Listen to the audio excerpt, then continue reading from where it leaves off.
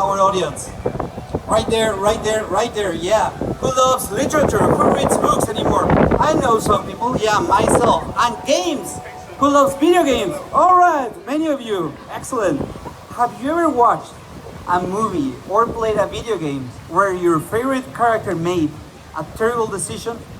And you said, oh God, why did you do that? There was no need, come on. We're addressing this magic opportunity, a unique story tailored to your taste. I'm Javier, and our game Dream of Darkness is a cosmic horror adventure that gets the best of Latin American culture and history to the US and to the UK. We're looking for $400,000 from an angel investor focused on games.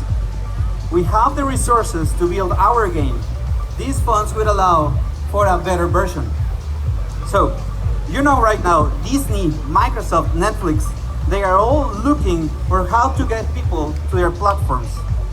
But let me get you an insider secret. Content is no longer king. Everyone has their own show. Game of Thrones, The Witcher, content is no longer king. The real advantage is how do you get better engagement. The marketing presentation said it so. And we have a better way to get engagement, to get people's attention. This can make us candidates for a high multiple acquisition. So, picture Owl Squire. He's a gamer, he's a 24-year-old gamer from the US. He has the best job in the world, he plays games and gets paid for it. He recommends to his users what they should buy and what they shouldn't. He followed Star Wars and the game Mass Effect for years, only to become miserable by the ending. He said, don't watch the latest Star Wars movie. He also buys one story-driven game a month, and he proudly built his own PC. So Scotty, in contrast, played our Aztec murder mystery for 4 hours and then repeated it. Our technology generated deeply developed character, but Scotty, Owl Squire, he could not keep every character alive or happy. So Scotty had to make hard choices inside the game. This allowed for different story combinations. Next, Owl Squire had to solve an Aztec codex. And we didn't tell him it was a real unsolved Aztec codex that historians don't know how to solve. We use story-rich puzzles that engage gamers. So Scotty, with his audience, they cracked it with cryptography. Another user, Benji from Norway, he told his audience, hey, we love mythology, let's try this. And I don't know how, they found a Nahuatl alphabet. And they translated pictogram by pictogram, like real historians do. Later on, Ben, Owl Squire, they chatted online and realized each had taken completely different methods in order to solve our puzzle. A unique experience for each of them. Now, we can take our model of personal stories for more mediums. Video games are already bigger than movies and music combined. We're starting with the segment of early adopter story-driven players for PC. That amounts for $8 billion a year. Our game already has 80 streamers sign up, and they are from the best markets, the US and the UK. It's the first Latin American game that specifically targets the high professional players of video games.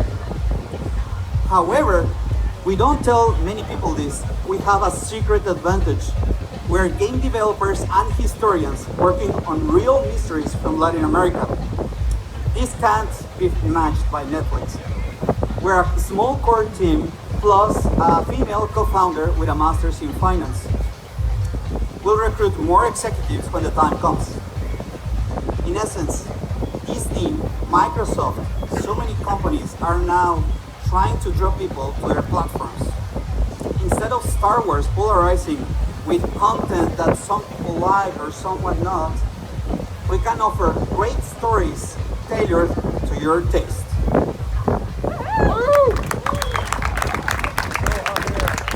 También se puede hablar español.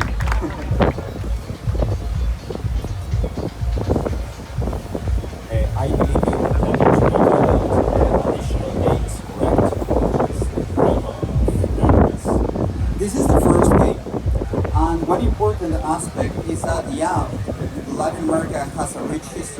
we can make additional games.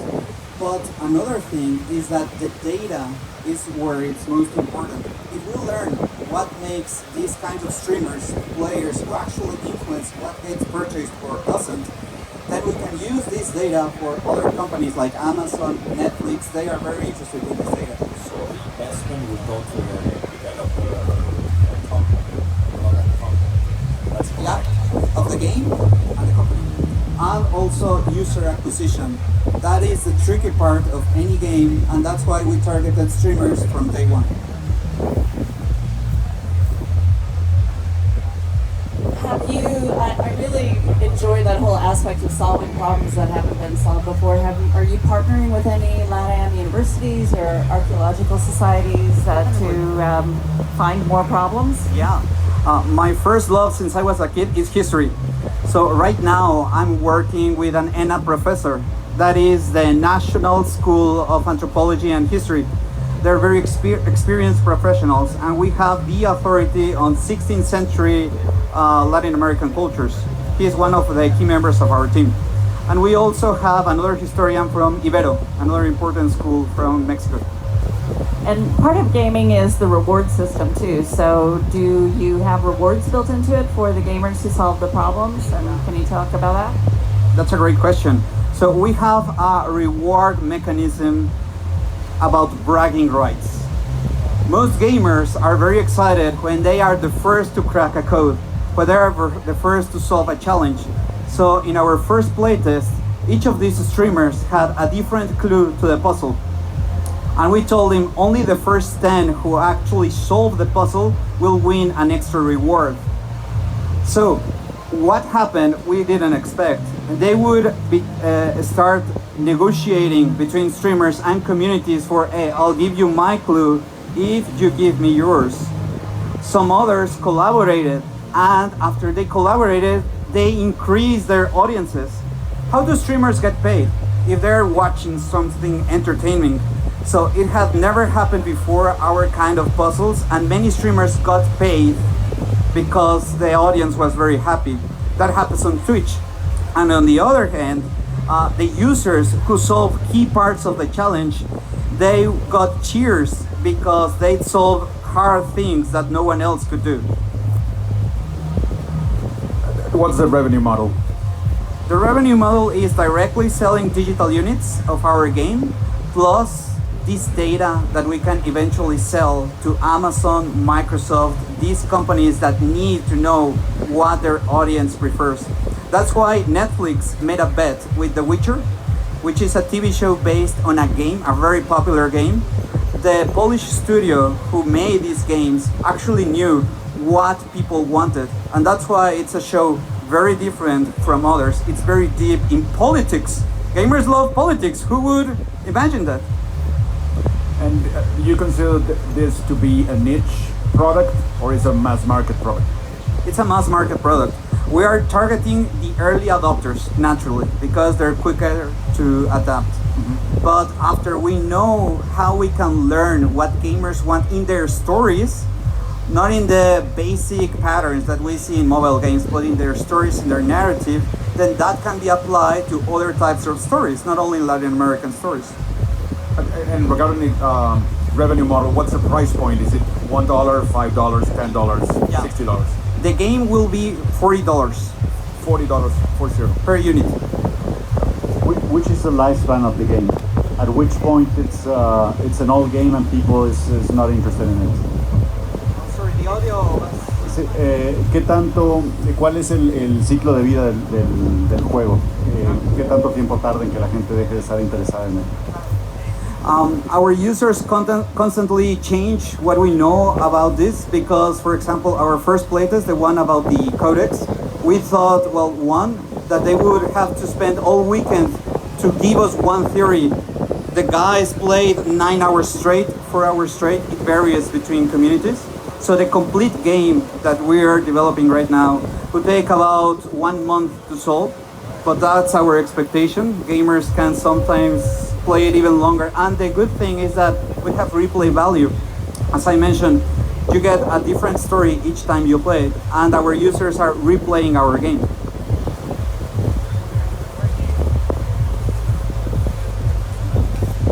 Thank you, Dream of Darkness. Big applause. Thank you. You can get on stage now. You have your moment. Great. Ready for the next.